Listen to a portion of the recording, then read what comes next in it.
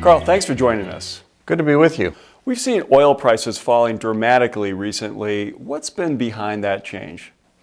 The main catalyst is a slowdown in Chinese manufacturing, a reaction to some slow economies around the world.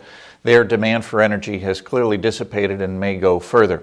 In addition, you have some Middle Eastern producers that have come back onto line after being interrupted by regime changes.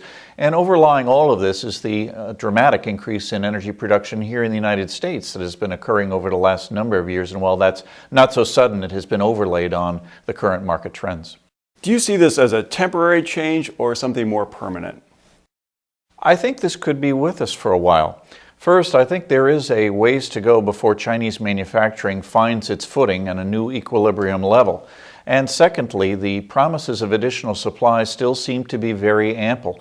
This is not your father's cartel, and now as OPEC gets together, they don't have the sway over supply that they used to. 4 out of the top 5 world producers are not even members of OPEC anymore.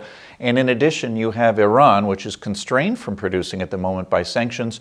And if there is a deal to curtail their nuclear program, they could double their output, which would put further downward pressure on prices. So if oil prices stay low, what do you see as the impact on the U.S. economy?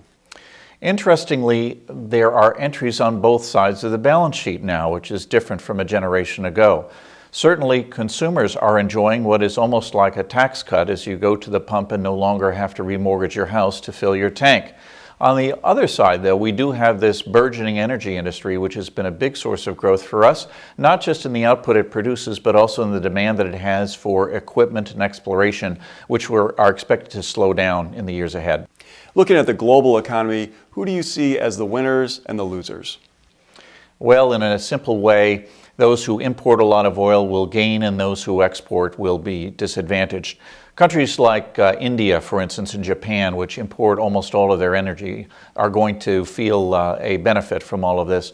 But world producers need to generate oil revenues, not just to offset the costs of production, but also to provide benefits and subsidies to their populations. And so the break-evens for countries like Venezuela or Mexico or Nigeria or even Russia are the amounts that they're relying on for their national budgets. And if they can't meet those targets, you could have some significant unrest. Well, Carl, thanks for joining us. My pleasure. Thank you for listening. For more insights from our economic research team, visit northerntrust.com/view.